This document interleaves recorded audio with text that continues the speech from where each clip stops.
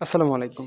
৳৬২৪ এই বইটি কিনে সম্পূর্ণটাই পড়ে, আজকেই পড়ে এখন ফ্রেশ তাজা রিভিউ দেওয়ার চেষ্টা করব। যারা এই বইটি কিনেছেন বা কিনবেন বা এই সম্পর্কে ভাবছেন এবং রিভিউ খুঁজছেন। আমি মূলত কোনো প্রফেশনাল রিভিউয়ার না। আর এই বইটি রিভিউ দেওয়ার জন্য আমাকে প্রফেশনালি বা আমার সাথে কেউ যোগাযোগ করেনি। আমি নিজেই কিনেছি নিজের টাকা দিয়ে।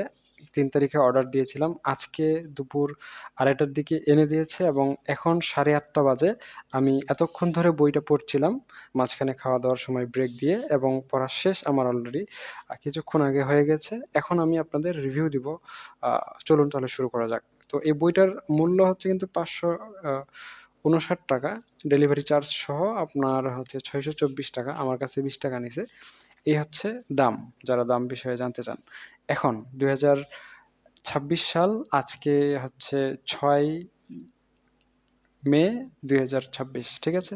আর আমি এখন ভিডিওটা রেকর্ড করছি ৯ টার দিক। আমার ৮:৩০ টার দিকে এই ভিডিওটা পড়া শেষ হয়ে গেছে। সবার ১ম এ বলি, আমার মনে হয়েছে দাম অনেক বেশি হয়ে গেছে এই বইটা। বইয়ের পেজ কিন্তু মাত্র ২৭০ টা। তো ২৭০ টা পেজের জন্য ৳৬০০ খরচ করা কিছুটা এক্সপেনসিভ তো মাস্ট। এখন এক্সপেনসিভ হওয়ার আরেকটা কারণ আছে যে বইটার প্রিন্টিংটা ভালো হয়নি।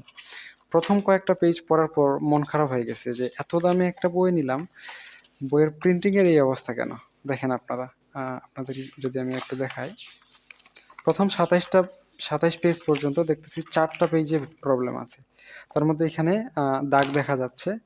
আপনারা হয়তোবা ক্যামেরায় ভালো করে বুঝতে পারছেন না। এই দাগটা একটু বড় আছে। এটা বুঝতে পারবেন, দেখেন।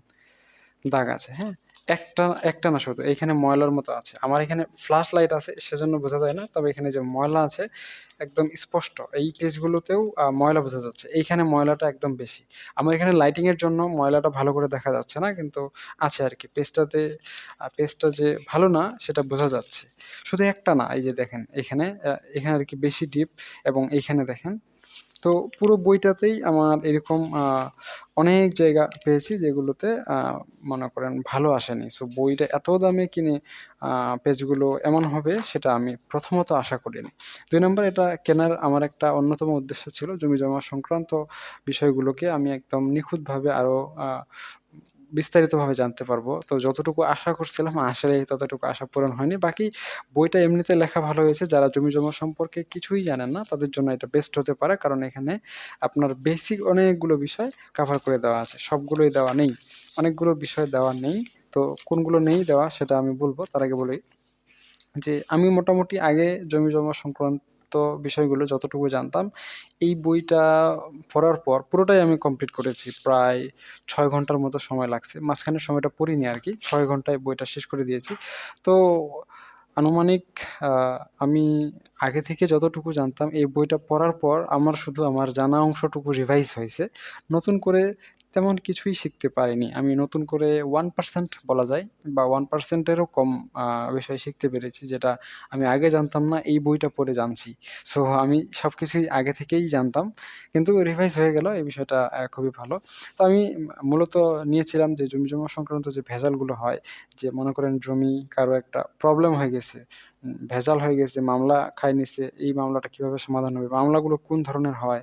এবং কোন বিষয়গুলো জমি কেনার সময় খেয়াল রাখতে হয় এবং সেগুলো উদাহরণসহ যদি বোঝানো থাকতো তাহলে ভালো হতো। এরকম কোনো কিছুই নাই। এরপর জমি রেজিস্ট্রি, অন্যান্য কাজগুলো করার জন্য কোথায় যেতে হবে, এই বিষয়গুলোও এখানে মেনশন করা নাই। মেনশন করা থাকলে ভালো হতো। এরপরে সরকারি যে বিভিন্ন ওয়েবসাইটগুলো আছে সেগুলোর লিঙ্ক এখানে যদি অ্যাটাচড করে দিত খুবই ভালো হতো। পাশাপাশি বিভিন্ন আ যেমন কি বলে, খাজনা কত করে দেয়, কিভাবে দেয়, এটার একদম রুট লেভেলের বেসিক লেভেলের ইনফরমেশন দেওয়া আছে। যে ইনফরমেশন গুলো শুধু আপনার বেসিকটাই স্ট্রং করবে, বাকি তেমন কোনো কাজে লাগবে না।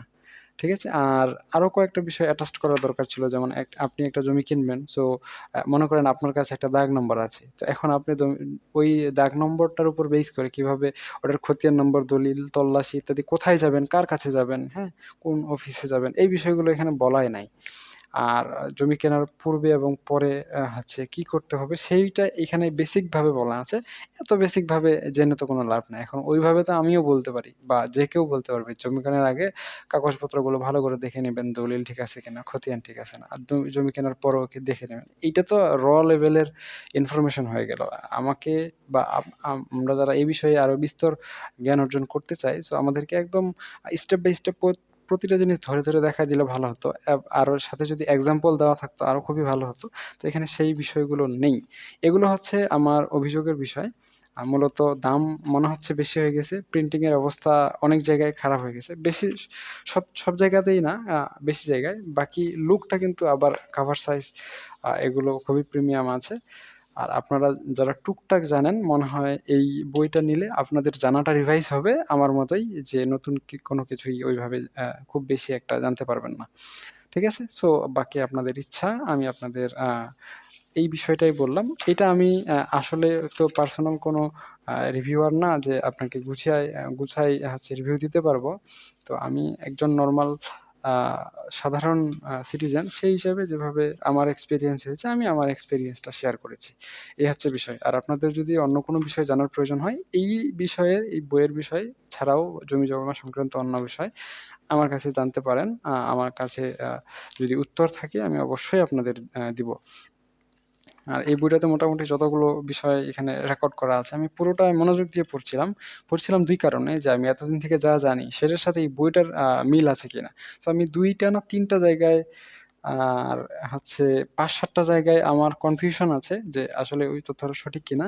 আর ২-৩ টা জায়গায় হচ্ছে আমার তথ্যের সাথে এখানে গরমিল পাওয়া গেছে। মানে হয় আমারটা ভুল, না হলে এইটা ভুল। সো কোনটা ভুল এটা এখনো আমি বাইর করিনি। এটা বের করে আপনাদের পরবর্তী মানে ইয়াতে ভিডিওতে জানাই দেব। তো আশা করা যায় এই বিষয় সম্পর্কে আপনাদের পূর্ণাঙ্গ ধারণা দিতে পেরেছি। আপনাদের যদি আর অন্য কোনো প্রশ্ন থাকে কমেন্ট সেকশনে জানাতে পারেন। ধন্যবাদ।